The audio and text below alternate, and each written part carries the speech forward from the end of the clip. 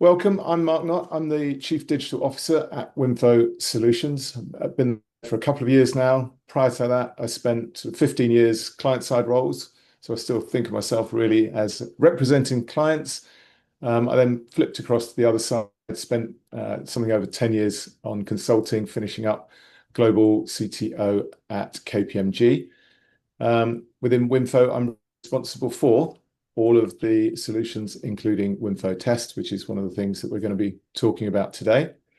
I'll let Dinesh and Terry introduce themselves on their respective sections, but we've got Dinesh from Winfo to talk with us about how testing is a change enabler, and Terry to highlight some of the things that are going on in the EBS space, which means that really you should be changing.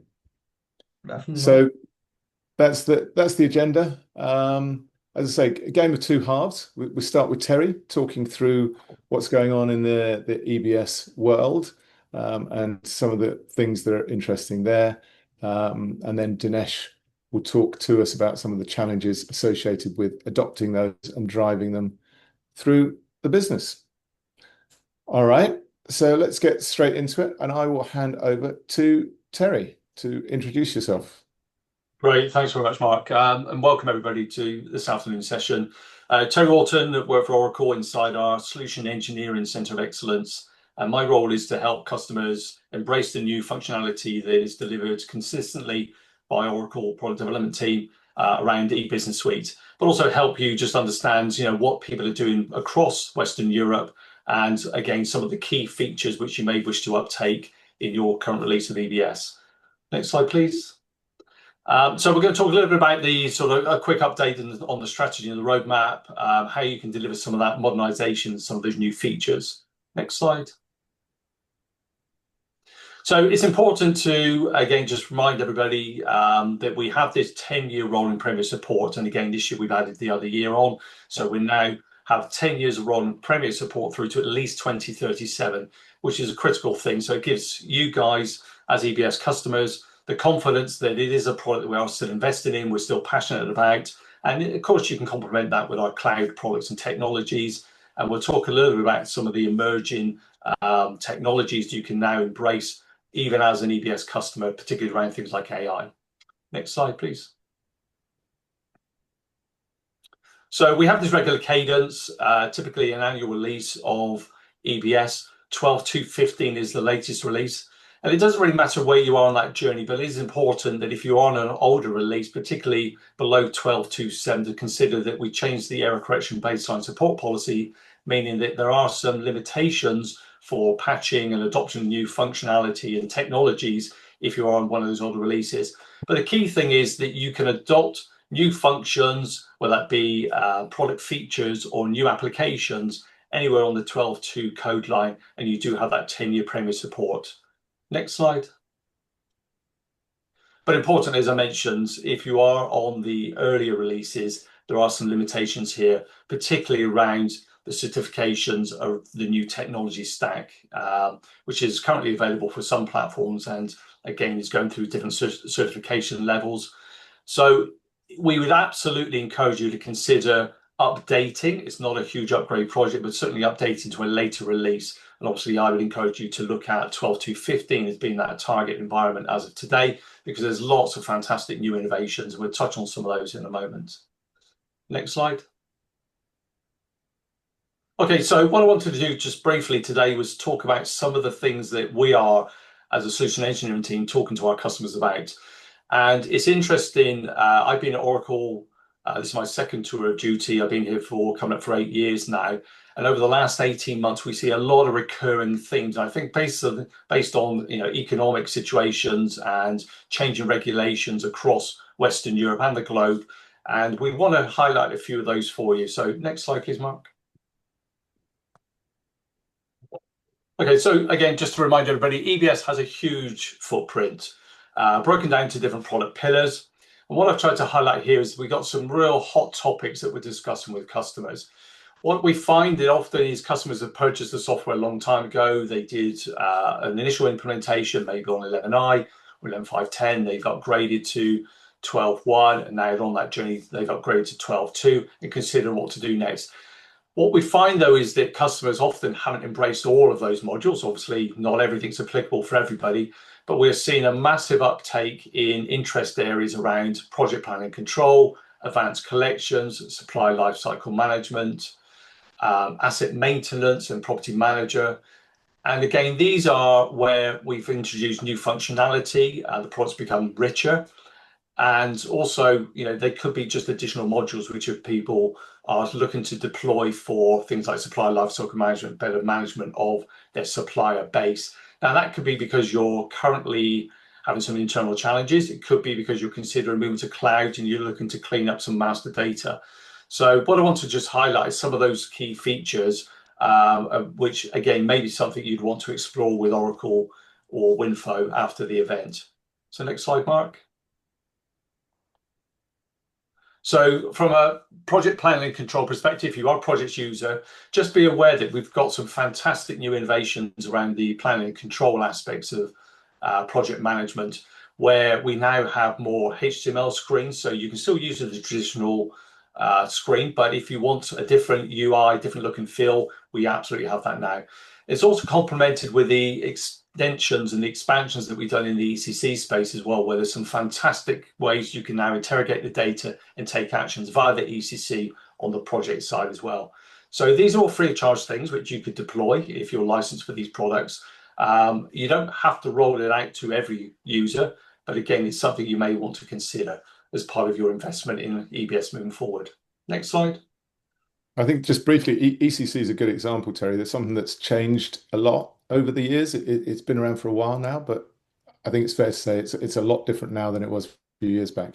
Absolutely. I think if customers have looked at it historically and looking at it as purely a reporting tool, it's changed significantly. It's now your front door into EBS. It's where most customers are actually interrogating data, understanding the data, understanding the business pain points or pressures they may have with transacting, and then taking action, importantly, from those dashboards. So it drills through to workbenches to allow you to take an action, for example.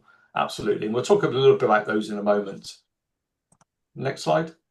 Advanced collections. We see a lot of customers now that have either historically purchased advanced collections, so the add-on to the dunning process in AR, or they are and perhaps haven't rolled it out, but they're now coming back and either looking at advanced collections and how they can generate new strategies to be more effective in the way they do their collections and follow-ups. So it's a fantastic tool. If you use the dunning process, fantastic. But if you want that more flexibility and capability to target different cohorts of people for debt collection and do more automated follow-ups, is a fantastic offering. And I think just the economic pressures that we're seeing across the region at the moment is probably what's driving a lot of customers to either reconsider the way they're using it at the moment, or to look at this as a new add-on to the standard dunning process, which is fairly blunt in terms of different categorizations or date buckets and debt collection chasing based on aging invoices. Next slide, please. Supply lifecycle management, I mentioned already. We have a lot of customers that are using this for just general maintenance of their supplier base, but also where they're looking at that upgrade to our Fusion products as well, and trying to clean up some of the master data in advance. I was speaking with a customer a couple of weeks ago, and they have 750,000 suppliers active in EBS. And they said by their own admission that they've got less than 150,000 they're actually actively working with. So there was 450,000 suppliers hadn't been transacted on in the last 4 years. So these are tools that allow you to set them up, maintain, but also it gives you an increased capability to do questionnaires and ask for additional information and supplement what you get inside the standard EBS for supplier maintenance and management moving forward. Next slide. Enterprise asset management. If anybody's looking at sort of asset maintenance and work order scheduling, there's a new scheduler workbench, which is fantastic. The historical workbenches were a little bit clunky, and this gives you increased capability to dynamically change the little lozenges that you can see on the right hand side of the screen here to change people's duration or the activities which they're performing on, but also very simplistically, without even explaining the screen, you can probably understand it at the bottom where there's some, resource usage, green, red, yellow. Make your own decision on what you think they may be. But as you can imagine, if there's a red, generally it's a problem. There's a constraint there that needs to be addressed. And you can do this all interactively from the dashboard. So if you're looking at any sort of fixed or linear assets, we've got some fantastic tools, and we're seeing a huge uptake for many customers where this has been a key requirement they've been looking for, more flexibility around the scheduling of enterprise asset management activities. Next slide. When was this released? When was this released, Terry? It's quite a recent thing. This came out in 12.2.15. So some of these features have been around for a while, but yes, absolutely, you can apply the updates to this product pillar and take on this new functionality free of charge if it's a module you have licensed. Excellent. And again, Property Manager. Interestingly, we see a lot of customers now are moving across to IFRS reporting requirements. So again, we see a lot of different use cases for the usage of Property Manager. Some significant UK-based retailers, high street grocers are looking at this for just the general property maintenance activities, but also for that accounting, whether you're the leasee, the leaseor, and whether it's property or equipment, we have solutions for that. So we're seeing a lot of customers come back now because of the requirement for IFRS to do the accounting inside on your balance sheet. This is something which you can use the Property Manager and the finance and lease management tools to do inside your ERP, and then also that automates and aids a lot of the reporting that you need to do external. Again, we've got some fantastic new screens. We're showing also in the background there a picture of the ECCs, which sort of help you, do some of that analysis and drill through to the leases as well. Next slide. So some of the other key innovations which I think are important that you may not have come across are highlighted on this screen, and this is the final thing that I'll talk to you about today. So we've got lots of more what we call like Redwood UI capability built into EBS. So again, depending on the technology packs which you've applied, which version of EBS, some of this you can turn on and enable straight away.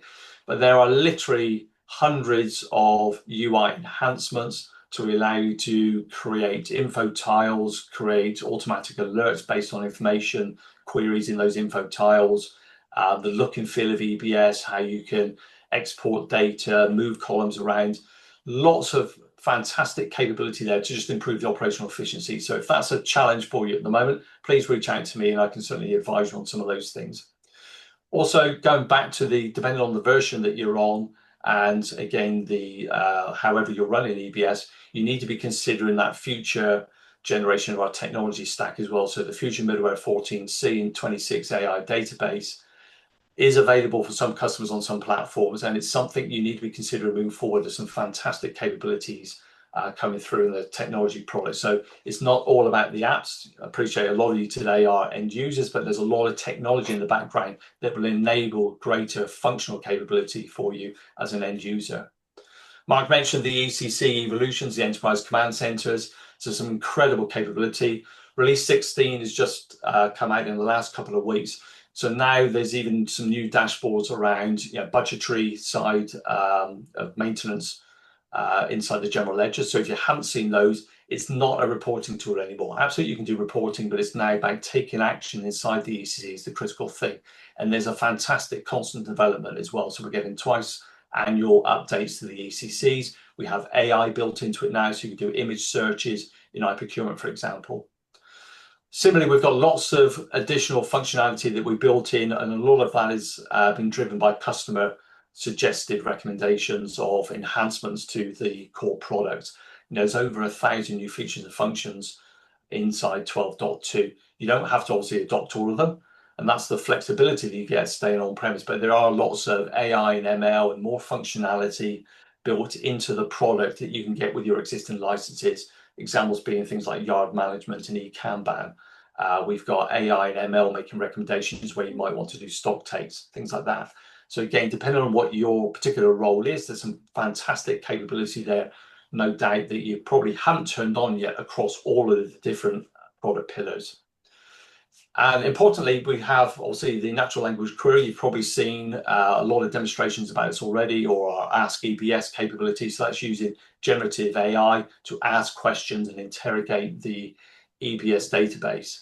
Now that's split into business domains. No data ever leaves EBS. We use some OCI AI services that complement your EBS, but critically, no data leaves EBS. And we use the same security that you have already built into EBS in terms of your role-based access control to ensure that no data is leaked from perhaps HR to me as an ops person or a finance person who wouldn't normally be able to see that information. So if you haven't seen it, again, I know Winfo's done extensive modifications to it and tailored the solution for some of their customers. So either speak to Oracle or Winfo about that. It's a fantastic capability. I think the other final thing, you end up using it directly from inside eBusiness Suite. It's great. It doesn't feel like some sort of external add-on. You're actually accessing it from inside the application, so it becomes quite natural. Yeah, and Oracle's got a little white paper, a technical brief on how you install these and everything you need to consider to get it up and running as a proof of concept. And then absolutely, I know that you guys have done a lot of work to help then extend it for customers into their business language and things which are most important to them.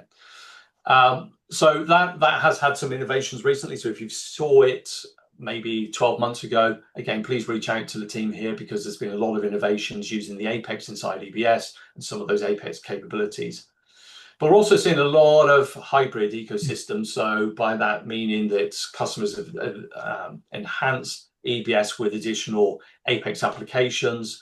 There's a significant number of new APIs that have been released over the different years more recently that allow you to connect and push and pull data between external systems and EBS.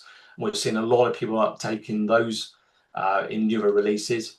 Also, taking advantage of things like the Oracle Cloud Infrastructure and some of that AI capability, either using the natural language query. That's a fantastic example of using a service that you call from OCI. So you don't have to be running on OCI, but you call that service.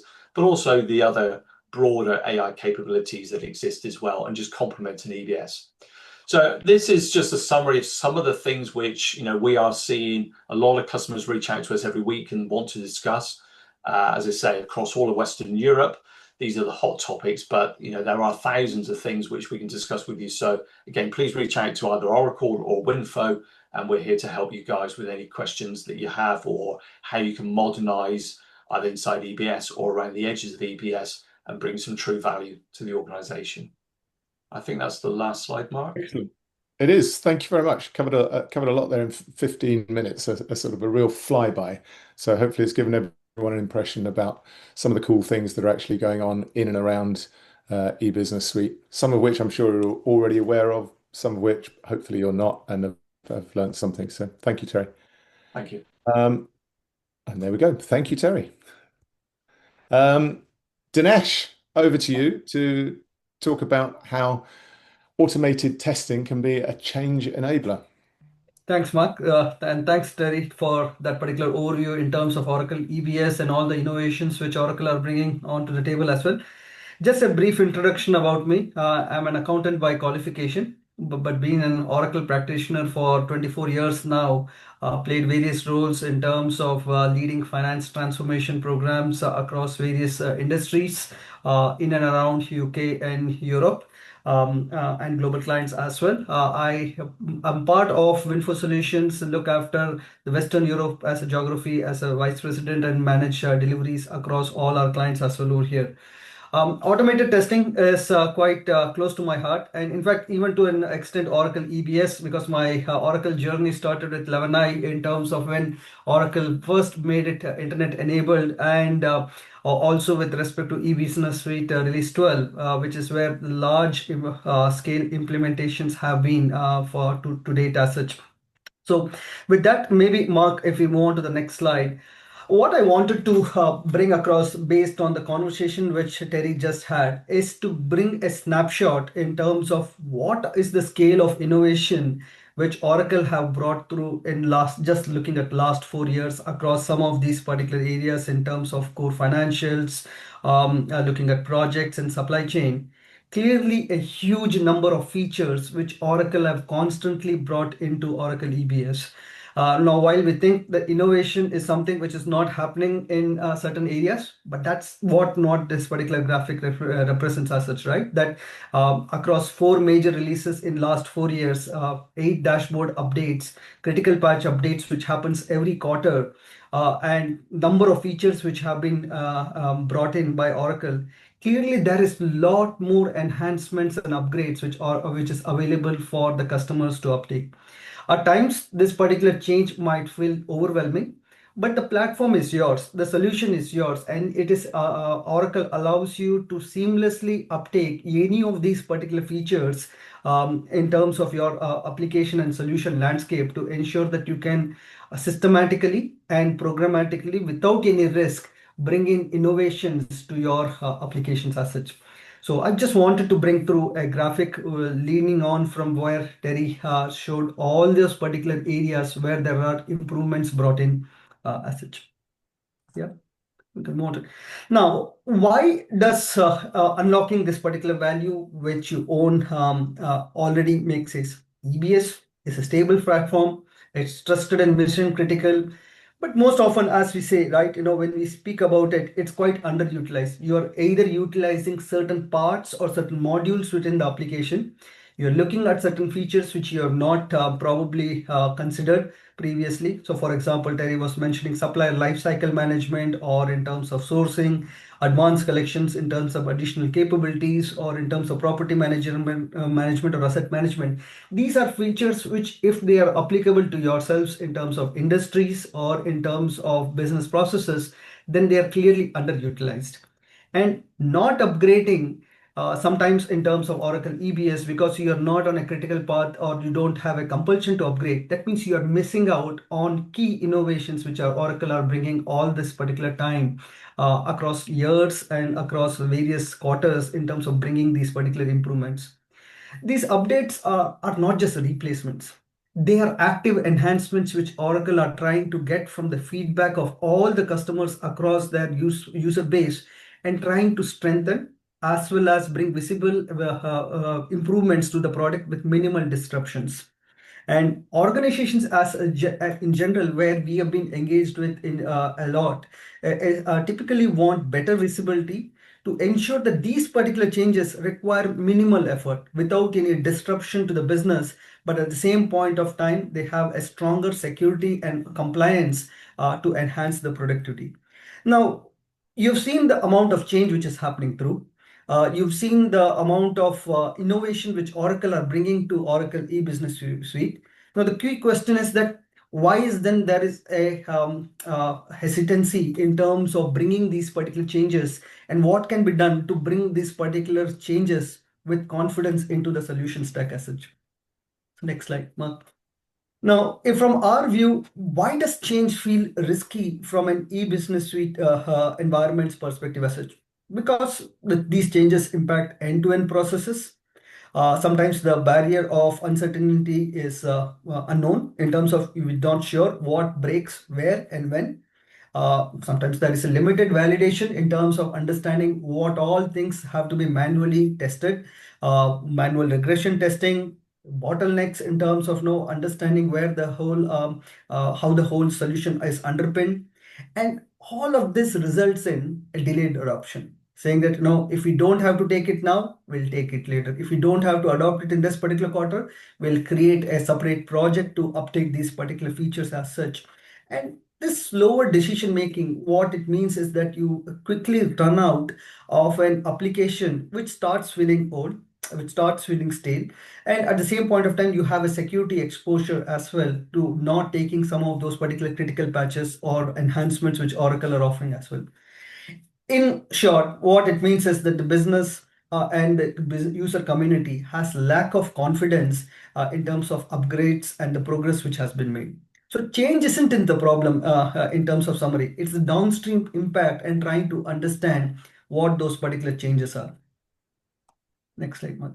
Now, this is where I think the solution what we have built is Winfo Test in terms of automated testing.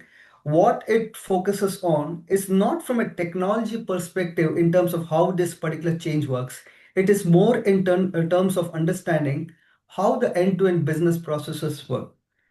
Being an accountant, I'm very comfortable in terms of ensuring the fact that, we look at end-to-end processes starting with procure to pay, if it's a level one process as such, and going all the way from starting from sourcing events, from requisitions to purchase orders to receipts and to invoices and payments, to ensure that the end-to-end process works. And even the solution which we built in from an automated testing is ensuring that the end-to-end process works, and not just focusing on the business and the technical components, but more focusing on the critical business processes to ensure that they pass, and the evidences which are being generated out of your automated testing provide a business sign-off and overall visibility to your BPOs, business process owners, so that they can provide a sign-off in terms of uptake of new functionality.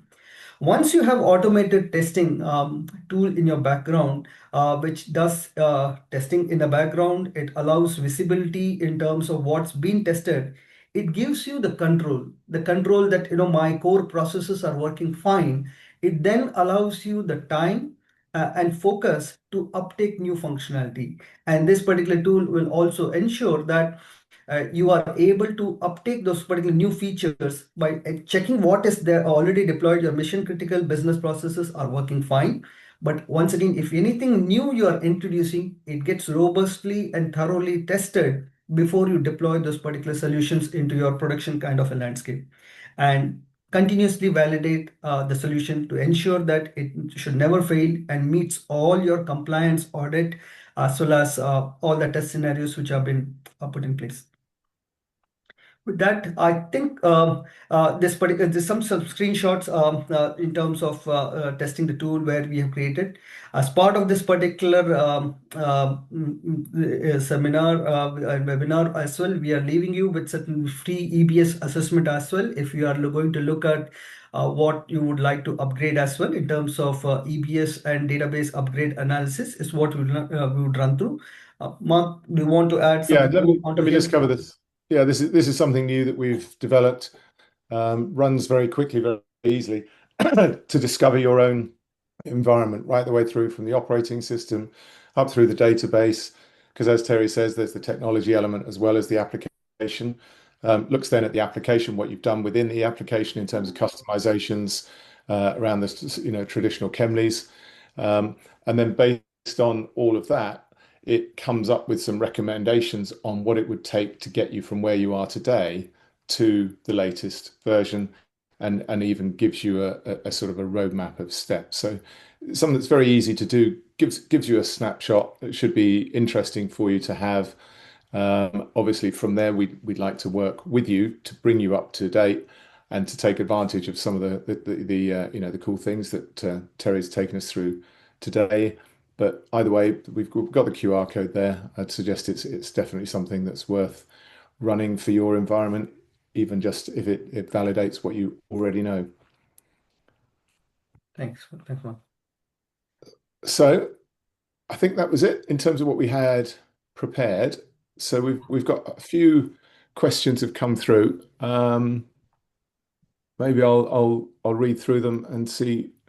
So the first one is, if we've got lots of customizations in forms, workflows, and business processes, will Winfo's testing tools accommodate this?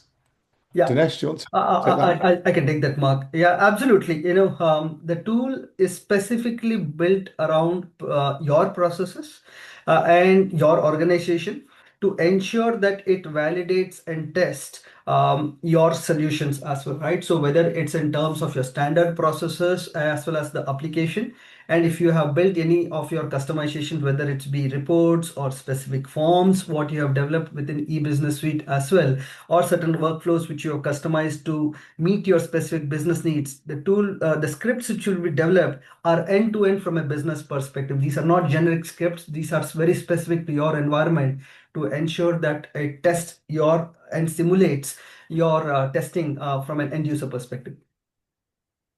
Excellent. Very good. The next one says, we're behind on our application updates. Is there a way that we can take them in a targeted way, or do we have to go with a big bang upgrade? Terry, do you want to? Is that one for you? Yeah, sure. Interesting question. So what I think the question is possibly is, there are different functionalities that, which some of them I touched on today. Are they available for just that product pillar, or do you have to update all Yes. of the Sounds products like it. to a 12.2.15? The short answer is no. The flexibility is that you can, if you're on 12.2.8, you can take everything up to a 12.2.15 or 12.2 whatever that has the new functionality that you're looking for, or you can take a product pillar. So again, we've got some fantastic documentation on what you get by functional pillars.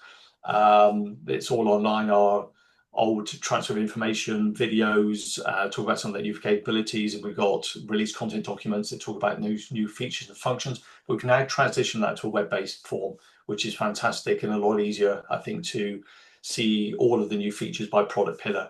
So yes, if it was just something new in finance that you wanted to update, you can update just your product pillar for finance and leave manufacturing at perhaps a lower level that is stable, or you don't have people available to do any regression testing in parallel to using your testing tool, for example.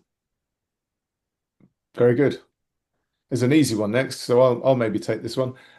Typically, what sort of savings do customers see using automated testing tool against a traditional approach?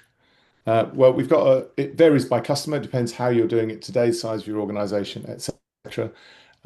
We've got a savings calculator on our website. You can go in there. It'll ask you some questions about which modules you're using, where you're doing the testing, how it's being tested, and then it'll give you a very high-level estimate of what you could save if you automated that testing. So that was a straightforward one there. One around AI.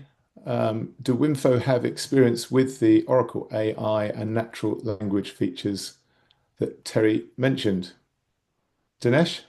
Yeah, sure. Definitely. Thanks, Mark. That's an interesting question as well. Yes, we have experience in terms of the standard Ask EBS, which we can in fact actually get it operational and running in your environment. When I say your client's environments, in 5 days, using our Fit in 5 innovation accelerator.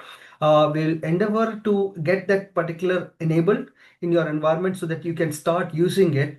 And then we can see what are the other options which you would like to consider and explore the options for specifically what you want to extend that particular tool as well. So yes, we do have experience in short and summary using Oracle AI. Okay. If I could just add to that as well. Absolutely. Whilst Oracle gives you that prototype template and sort of very detailed guide on how to get it up and running, I think with all these things, it's any implementation of any module or project, the devil's in the detail. And I think what I can attest to is the level of detail you guys have gone to with some of your customers to encompass things like the chart of account structures, their key flex fields, and some of the descriptive flex fields, and also business domains, which Oracle hadn't initially provided out of the box. I think in extending those, the work you've done there has been incredibly insightful, and I would say you're one of the leaders in that space, so thank you for that, and promoting it.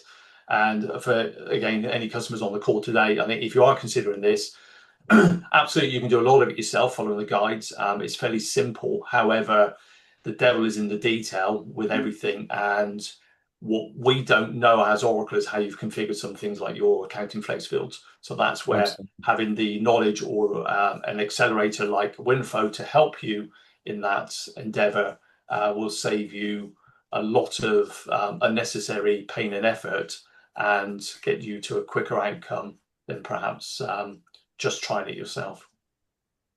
Absolutely.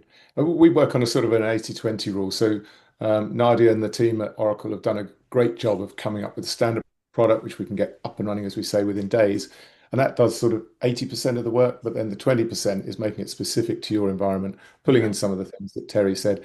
And that's where the real value is. And because the 80% is well packaged, well understood, we can do it quickly and then focus the time on the 20%. That's the approach that we recommend on all these things. Quickly get on board with what's standard, and then focus on what you need to do to make it specific to your environment. So yeah, appreciate that. Thank you. One final question. There's been a lot of talk about how automated testing helps with upgrades. Can this also help for projects, for example, for rollouts?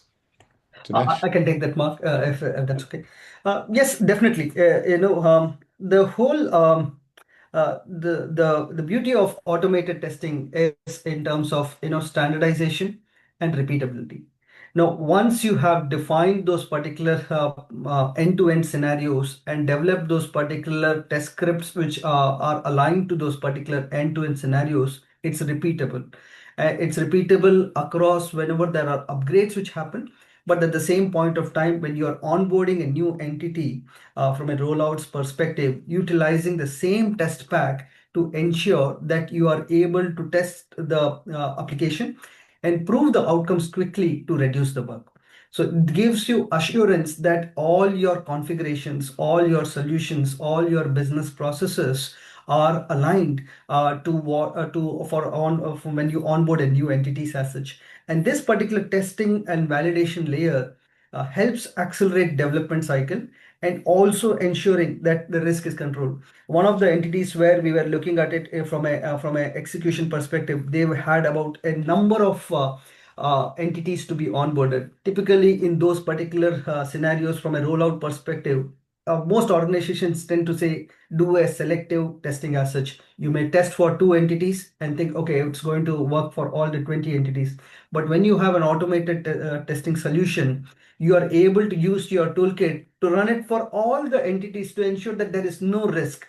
It's a complete risk. It's no longer a selective testing. You are testing your entire application landscape across the breadth and depth of all the entities to ensure that all the entities can be deployed to production without any risk. Excellent. One final question just come through, which I think I'll take. It says we run EBS 12 to 13 on OCI. What options do we have to implement any AI agents? And can they be developed in Apex?